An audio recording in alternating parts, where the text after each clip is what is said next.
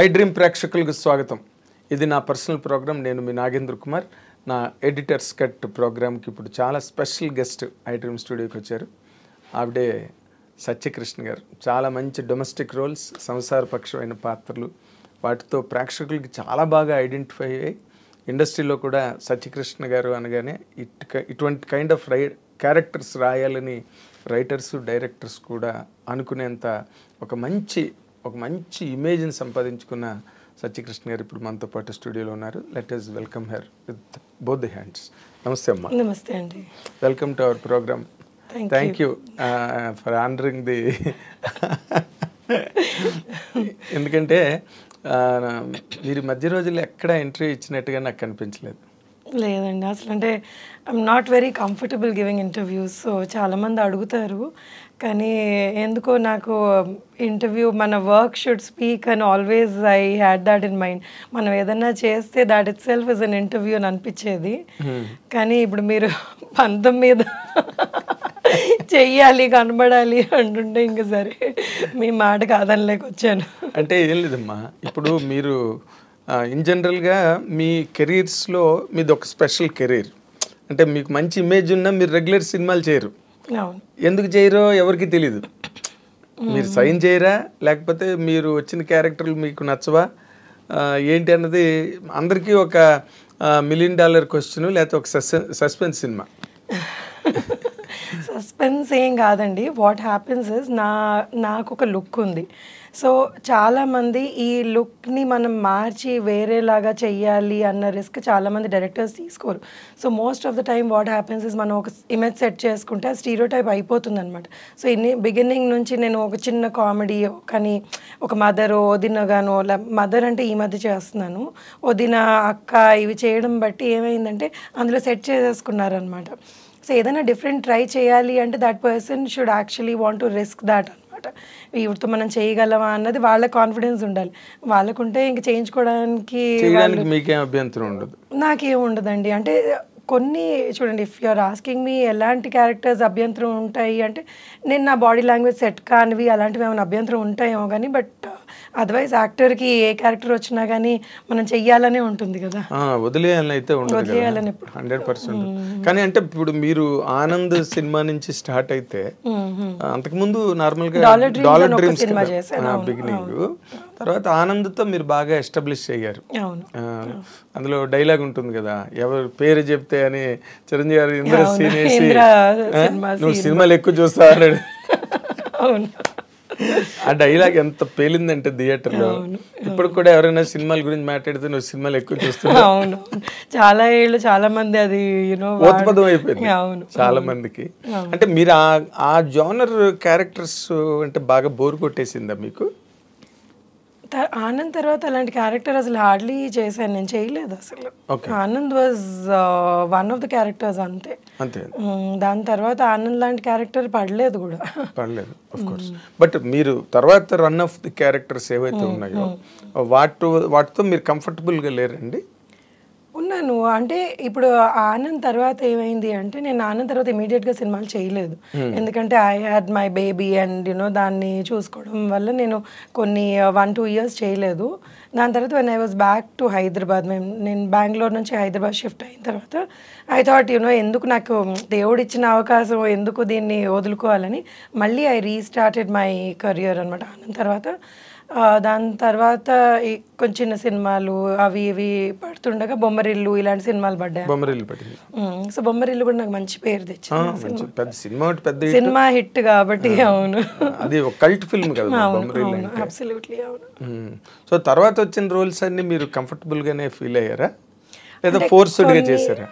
ఫోర్స్డ్గా ఏమి చేయమండి. కానీ ఓన్లీ థింగ్ ఏంటంటే, ఇంకా కొంచెం చేసి ఉండి ఇంకా కొంచెం క్యారెక్టర్ మనది బాగా ఎలివేట్ అయ్యి ఉంటే, లేకపోతే మంచి క్యారెక్టర్ ఉంటే బాగుండు అని అనిపించేవి చాలా ఉన్నాయి సినిమాల్లో. కొన్ని మంచి సినిమాలు చిన్న క్యారెక్టర్ పడేది. సో అయ్యో ఇంత పెద్ద సినిమాలో ఇంకొంచెం పెద్ద క్యారెక్టర్ పడి ఉంటే బాగుండు అన్న ఫీలింగ్ ఎవరికన్నా ఉంటుందేమో. ఏంటి ఆ సినిమాలు మీకు ఎలా అనిపించింది? అంటే ఇప్పుడు పేర్లు అడిగితే నాకు గుర్తు రావట్లేదు. కొన్ని చాలా మంచి హిట్ సినిమాల్లో ఇంకా క్యారెక్టర్ బొమ్మరిల్లే అనుకోండి. బొమ్మరిల్లో కూడా ఇంకొంచెం క్యారెక్టర్ బాగుంటే బాగుండు అని అనిపించేవి ఉంటాయన్నమాట అలాగా. సో ఆనంద్ అంటే అసలు అనుకోకుండా అంత లెంత్ వచ్చేస్తుంది. అవును, అది అప్పుడు నార్మల్గా మీరు డాలర్ డ్రీమ్స్ తర్వాత కూడా కొంత గ్యాప్ ఇచ్చారు కదా. అంటే నేను ఎప్పుడు సినిమాల్లోకి వద్దాము అని అనుకోలేదండి. సినిమాల్లోకి రావడం నేను అంటే నా కెరియర్ వాజ్ నేను హోటల్ మేనేజ్మెంట్ చదువుకున్నాను. అవును, మీరు తాజ్ గ్రూప్ లో. అవును, అక్కడ చేసేదాన్ని ఫ్రంట్ ఆఫీస్ లో. సో శేఖర్ వాళ్ళ కో ప్రొడ్యూసర్ సునీత గారు అని, సునీత తాతి అని ఒక ఆవిడ ఉన్నారు. ఆవిడతో వచ్చి లంచ్కో దేనికో వచ్చారు, లేకపోతే ఆవిడ లంచ్కి వచ్చారు. So they saw me there అనమాట. అరే ఈ అమ్మాయి బాగుంటుంది, మనం సినిమా చేస్తున్నాం కదా, ఈ అమ్మాయిని అడుగుదాము అని అడిగారు. సో వీళ్ళు ఏం అడుగుతున్నారో కూడా నాకు అర్థం కాలేదు అప్పుడు. సో నా క్లాస్మేట్ ఒక అబ్బాయికి చెప్పాను, ఇలా అడుగుతున్నాను, చాలా చిన్నదాన్ని అప్పుడు.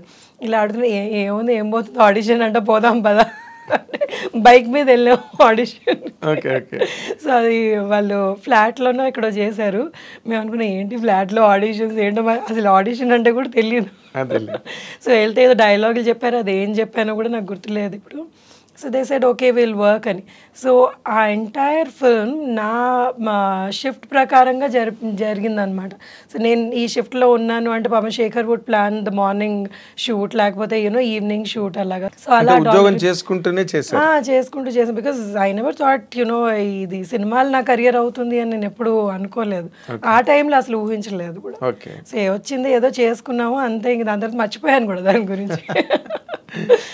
సో అంటే ఇట్ వాజ్ బికాస్ బ్యాక్గ్రౌండ్ లేదు కదా, so I didn't even know what that was.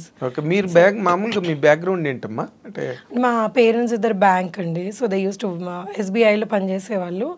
And మా గ్రాండ్ పేరెంట్స్ కానివ్వండి ఏమన్నా వాళ్ళందరూ ఎంప్లాయీస్ అనమాట. ఓకే, సినిమాకి సంబంధించిన వాళ్ళు ఎవరు లేదు, అస్సలు కనెక్షనే లేదు. ఓకే, ఇక్కడ తెలంగాణలో నేను పుట్టి పెరిగిందంతా ఇక్కడే తెలంగాణ, హైదరాబాద్. సో ఆ ఎడ్యుకేషన్ అంతా కూడా హైదరాబాద్ లోనే చదువుకో. సో మీరు హైదరాబాద్ పిల్ల అనమాట. అవును, తెలంగాణ అంటే ఆంధ్ర, పేరెంట్స్ ఆంధ్ర అయినా కానీ నేను పుట్టి పెరిగిందంతా ఇక్కడే. ఆంధ్ర అంటే ఎక్కడమ్మా? గుంటూరు. ఓకే.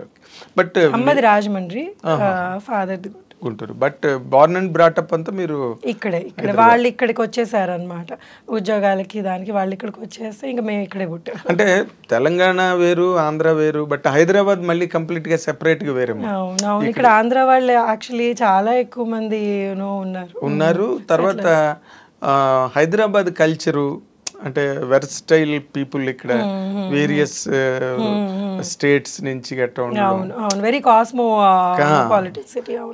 మీ గ్రోయింగ్ అంతా ఎలా నడిచిందమ్మా ఇక్కడ? అంటే యు ఆర్ ఫాస్ట్ గర్ల్ అంటే మామూలుగా ట్రెడిషనల్ కన్వెన్షనల్ గర్ల్ మీరు? అంటే I can be both. So ఇటు I can understand what fast, because నా ఫ్రెండ్ సర్కిల్ ఇలా కూడా ఉన్నారు. And being traditional because I'm married and so మా ఇన్ లాస్ సైడ్ వీళ్ళందరూ చాలా ట్రెడిషనల్. సో అలా కూడా ఉంటాను అనమాట. So I can adapt myself to both the cultures. అంటే మీకు చాలా తొందరగా అయిపోయినట్టుంది మ్యారేజ్ కదా? అరేంజ్డా, love marriage? Love marriage. Okay, love come అరేంజ్డా? Love come arranged. Absolutely right. అదే అంటే వెంటనే మిస్ అయిపోయి వెళ్ళిపోయి చేసుకున్న కైండ్ ఆఫ్ మ్యారేజ్ కాదు, అందరికి తెలిసి. అవునవును, పెద్దవాళ్ళకి చెప్పే చేసుకున్నాం.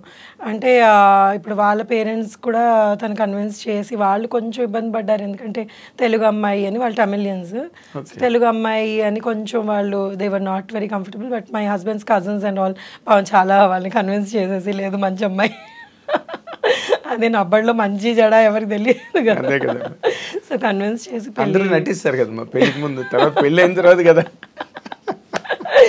అయ్యో మరి అంటే నటిస్తారు అని ఏం కాదు కానీ ఇన్ జనరల్ గా పెళ్లికి ముందు అందరూ ఎవరి బార్డర్స్ లో వాళ్ళు ఉంటారు. They want be good, best side portray చేస్తుంటారు. పెళ్ళేక అసలు సినిమా స్టార్ట్ అవుతుంది. అవును, అబ్సల్యూట్లీ రైట్. కానీ ఇంకోటి ఏమైతుందంటే యాజ్ యూ గ్రో కదండి, they are lot of things that change within us also. మన వ్యక్తిత్వం చేంజ్ కాదు కానీ కొన్ని మనకి మనం వాట్ వి ప్రయారిటైజ్ ఇవన్నీ అన్నీ చేంజ్ అవుతూ ఉంటాయి. సో పెళ్ళైన వెంటనే లేదు మనకి యూనో ముందు ఒకలాగా ఉన్నావు ఇప్పుడు ఒకలాగా ఉన్నావు అంటే we can't even say that. ఎందుకంటే ఎవరి జర్నీ వాళ్ళది, ఆ జర్నీలో వాళ్ళు మారుతూ ఉంటారు. సో అది యాక్సెప్ట్ చేసి if you're still together then that's the marriage కదా.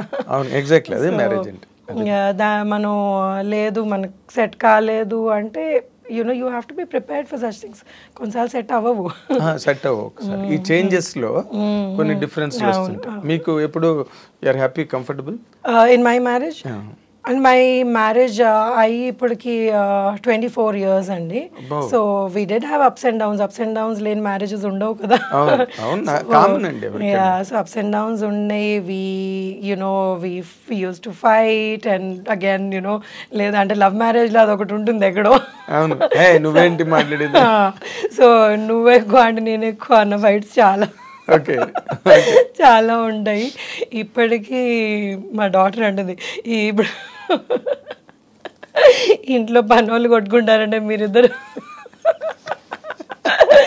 వారు ఆపండి అని.